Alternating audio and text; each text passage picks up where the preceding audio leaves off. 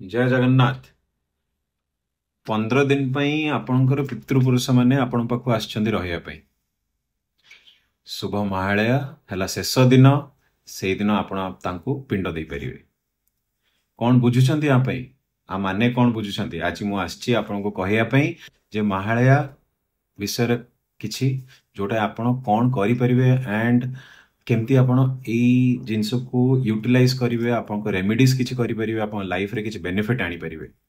मुझे कहली आपको आसचंती पितृपुरुष मैंने आपण पाखे रहिया पई। एई समय पितृपुरुष मैंने आसी थांती। इंदु पूर्णिमा परठू हमको से टाइम मिले। इंदु पूर्णिमा ठू महालया मुख्य अमावास्या सरी जाए। एई महालया राति पर्यंत आम पाखे टाइम थाए पितृपुरुष मान को किछि तांकु आमे किछि देई परिया, तांको पे तर्पण करि परिया। तर्पण केंती करिवे कोन बुझुचंदी? आ माने हला पानी चढ़ेवा तांको। आमे गोटे मु आपको रेमेडी कहबी गोटे जे आमे एई समय कौन रेमेडी करि परिया। आपन घरे बसिक भी रेमेडी करि परिया। बहुत इजी रेमेडी देबी।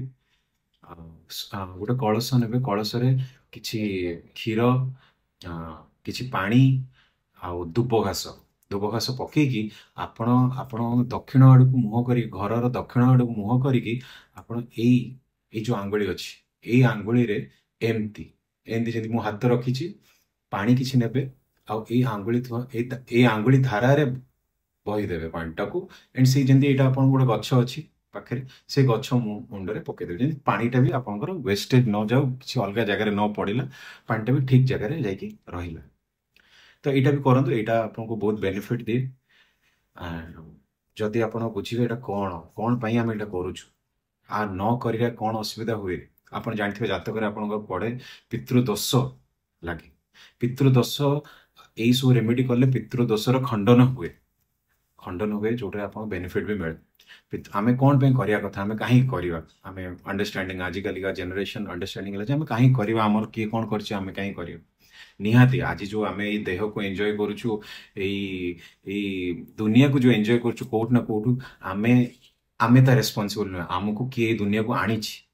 तो सेतले सेने एई समय जतले आसंती, एई समय आसंती कहले कौन बुझियो। आमे एई समय कह जाए मो पुराण रे अछि जे भगवान देवता माने सब शयन अवस्था रे रुहंती। एई समय पितृपुरुष माने जमठू अनुमति नहीं कि तौक आसी थांती आम मान सहित किछि टाइम स्पेंड करिवे एंड आम मान सहित आमको ब्लेसिंग्स भी देकी जिवे। आ जदि एई समय जदि आम माने एई सब जिंस तांको पई करिवु नाही, तांको किछि तांको आमे व्यवहार करिवुनी, तांको आमे मन पकेइबुनी, तांको आमे किछि तर्पण करिवुनी तांको पई, देन से माने कोन भाबे जे आमे जहा पई आमे ए दुनिया को एन्जॉय करछु आमे तांको भूली गलो केमति लागिवो। से माने आम पई गेस्ट ही गेस्ट छन। गेस्ट को आमे भी जेंति आपण घर के गेस्ट आसन आपण तांको किछि न देकी कोन पठै दियंती, किछि जहाले भी पानी ग्लास देकी भी दियंती पठांती, से टाइप रे भी जदि आमे भाबिबा एंड सेति कि भी से किछि दिन जो तांको आपण से गोटे दिन भी जदि आमे तांको तर्पण करी कि जदि किछि खाया या पिंडर जदि आमे खाया तांको देई थाओ, से माने से वर्ष सारा जेटा तांको पे महत्व होती। फेर गोटे वर्ष पर से माने फेर आसंती, से गोटे वर्ष पर फेर आसबे सेई दिन रे से फेर से पिंड पाइया पे। निहाती से एटार बहुत इंपोर्टेंस अच्छी। महालया है शेष दिन ये 15 दिन जो सर शेष दिन महालया परठू आसो आप देवी पक्षर कौन हुए, देवीर आगमन हुए।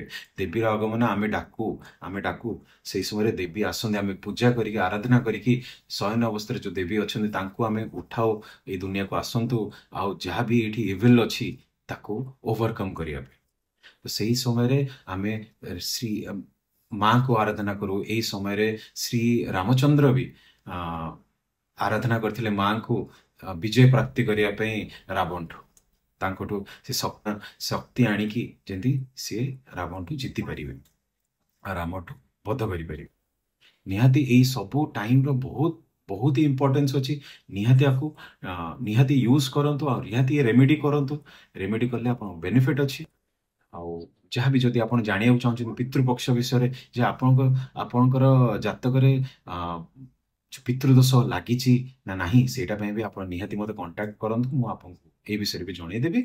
बट ओवरऑल समस्ते करिया कथा जदि पितृदोष लगिनी भी आप पितृपक्ष टाइम रे यही सब जिनस करिकी आप बेनिफिट नियंतु। बेनिफिट नियंतु ऑफकोर्स जेंती आम पितृपुरुष खुशी रहिले ही भगवान खुशी आमे तांकठु ही आसीछु तो निहाती दरकार बुझीपारे बुझीपारे यही सब जिनस नुआ जिनस मे भी लगी बट नुआ जेनेरेशन लोक मे भी बुझी पार थे मे भी नुआ जेनेरेशन लोक यही सब जिनस कौन पे आमे करिवु कौन कौन दरकार करवा अच्छी तार महत्व अच्छी बेनिफिट्स अच्छी मुझे नुआ जेनेरेशन को ही फोकस करुच्ची जोटा कि से मैंने यही सब जिनस को बहुत लाइटली नेबे अच्छी तार बेनिफिट अच्छी आम भाविबा कौन पे अलग देशर लोक कौन करूछंती बट आम कल्चर को जिते आम धरिकी रखिबा सेटा आम पई बेनिफिट अच्छी